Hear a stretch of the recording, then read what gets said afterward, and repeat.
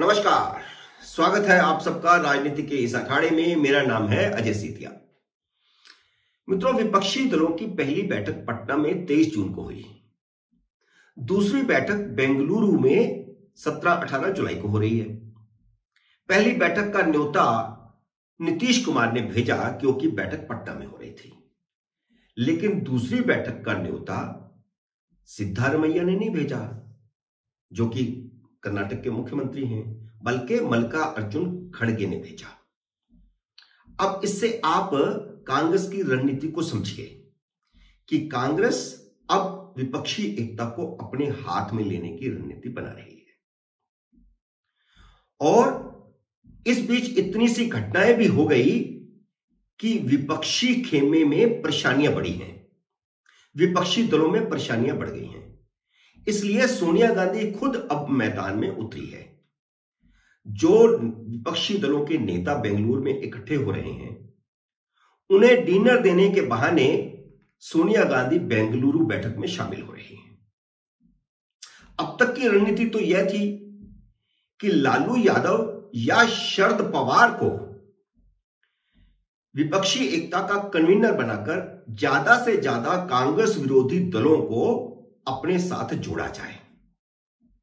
लेकिन इस बीच यह बड़ी घटना हो गई कि लालू यादव का पूरा कुनबा चार्जशीटेड हो गया लैंड फॉर जॉब स्कैम में, जिसमें लालू यादव भी चार्जशीटेड हुए, उनकी पत्नी राबड़ी भी चार्जशीट हुई और बिहार के उप मुख्यमंत्री तेजस्वी यादव भी चार्जशीट हो गए। दूसरी बात यह हुई है कि महाराष्ट्र में दूसरे नंबर की पार्टी के नेता शरद पवार चौथे नंबर की पार्टी के नेता बन गए। उनके 2/3 विधायक लेकर उनका अपना भतीजा एनडीए में जा मिला।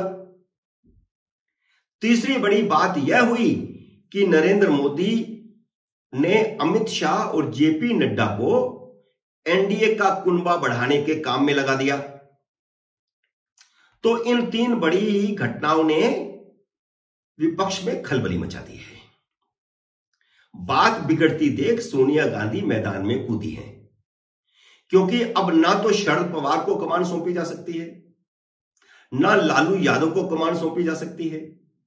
क्योंकि शरद पवार को बनाया तो मैसेज जाएगा कि वह अपने खुद के कुनबे को नहीं संभाल पाए तो विपक्ष को कैसे नेतृत्व देंगे, और लालू यादव को बनाया तो मैसेज जाएगा कि भ्रष्टाचारियों का गठबंधन है। अमित शाह बेंगलुरु बैठक का इंतजार कर रहे हैं कि अब कांग्रेस नीतीश कुमार को विपक्षी एकता का कन्वीनर बनाती है या नहीं बनाती। जैसे ही नीतीश कुमार कन्वीनर बनेंगे, जेडीयू में बड़ी बगावत हो जाएगी। जेडीयू का एक पूरा विधायक दल का गुट और सांसदों का गुट एनडीए में शामिल होने का ऐलान कर देगा और पार्टी टूट जाएगी। शरद पवार और लालू यादव ही हतोत्साहित नहीं है, अखिलेश यादव भी हतोत्साहित हैं, क्योंकि उनके 2 साथी उनका साथ छोड़ गए हैं। ओम प्रकाश राजभर तो 18 जुलाई को होने वाली एनडीए की बैठक में ही जा रहे हैं।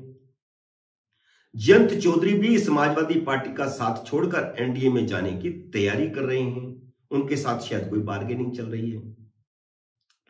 23 जून की पटना बैठक के बाद भारतीय जनता पार्टी विपक्षी दलों के नेताओं को हतोत्साहित करने में काफी हद तक कामयाब रही है। 23 जून की बैठक में शामिल कम से कम 2 मुख्यमंत्रियों ने पिछले 15-17 दिनों में विपक्षी एकता को नुकसान पहुंचाने का काम किया है। अरविंद केजरीवाल ने राजस्थान, मध्य प्रदेश और छत्तीसगढ़ में 3 बड़ी रैलियां करके विधानसभा चुनावों में कांग्रेस के वोट बैंक में सेंध लगाकर भारतीय जनता पार्टी को जिताने का इरादा जता दिया है।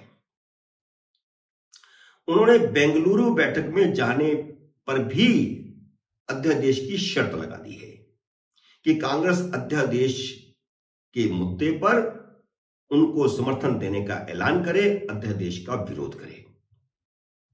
अब वो जाएंगे या नहीं जाएंगे पता नहीं, लेकिन कांग्रेस तो अपने दिल्ली यूनिट, गोवा यूनिट और पंजाब यूनिट के दबाव में है, इसलिए वे फैसला लेगी नहीं।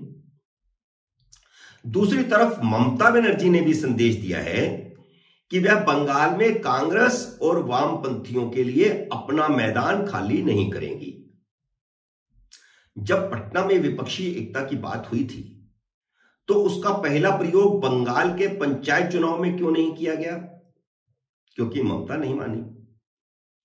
बंगाल में कांग्रेस और वामपंथियों को उनकी औकात दिखाकर ममता बनर्जी अब बेंगलुरु में उनके साथ बैठी होंगी। पश्चिम बंगाल के पंचायत चुनावों ने भी एक संदेश दिया है कि ये लोग आपस में लड़ने वाले लोग हैं, भले ही इकट्ठे होकर के बैठ जाएं, मीटिंगें कर लें, लेकिन एक दूसरे की जड़ें काटते रहते हैं। जैसे ममता ने कांग्रेस और माकपा की बंगाल में जड़ें काटी। 23 जून के बाद विपक्ष और ज्यादा कमजोर हुआ है, जबकि इन पिछले 15-20 दिनों में एनडीए ज्यादा मजबूत हुआ है। महाराष्ट्र से अजीत पवार, बिहार से उपेंद्र कुशवाहा और जीतन राम मांझी, उत्तर प्रदेश से ओम प्रकाश राजभर विपक्ष का दामन छोड़कर एनडीए के साथ जुड़े हैं और जयंत चौधरी भी जल्द ही जुड़ जाएंगे। कांग्रेस यह समझ रही थी कि विपक्षी एकता की हवा बनते ही मोदी कमजोर हो जाएंगे, लेकिन हुआ उल्टा। इसलिए अब पब्लिक इंप्रेशन बनाने के लिए ज्यादा संख्या दिखाने की होड़ लग गई है। पटना में 15 दलों को बुलाया गया था तो बेंगलुरु में 23 दलों को बुलाया गया है। 8 दल नए जोड़े गए हैं, लेकिन वे सभी दल वही हैं जो पहले से मोदी और भाजपा विरोधी पार्टियों के साथ गठबंधन में हैं। तमिलनाडु के जिन 4 दलों को बुलाया गया है वे पहले से डीएमके के साथ थे। वे या तो कांग्रेस के साथ थे, केरल वाले जो हैं, जो केरल से बुलाए गए, या तो कांग्रेस के साथ थे या फिर कम्युनिस्टों के साथ हैं। और इन विपक्षी दलों की बैठकें जो हो रही हैं उसमें कांग्रेस भी है, कम्युनिस्ट भी है। जब ये दोनों राज्य भी ऐसे हैं, केरल और तमिलनाडु, जहां से भारतीय जनता पार्टी का एक भी सांसद नहीं है, तो फिर ऐसी विपक्षी एकता का, ऐसा नंबर दिखाने का विपक्ष को क्या लाभ, भाजपा को क्या नुकसान? ये एकजुट होकर के हराएंगे किसे? तमिलनाडु में भाजपा है ही नहीं, केरल में भाजपा है ही नहीं। मित्रों, उम्मीद है मेरा यह वीडियो आपको पसंद आया होगा। इसे लाइक और शेयर कीजिए। अगर आपने मेरे YouTube चैनल को अब तक सब्सक्राइब नहीं किया तो कृपया सब्सक्राइब कीजिए और घंटी का बटन भी दबाइए ताकि जैसे ही मेरा नया वीडियो आए आपको सूचना आए। मेरे नए वीडियो का करिए इंतजार। तब तक नमस्कार।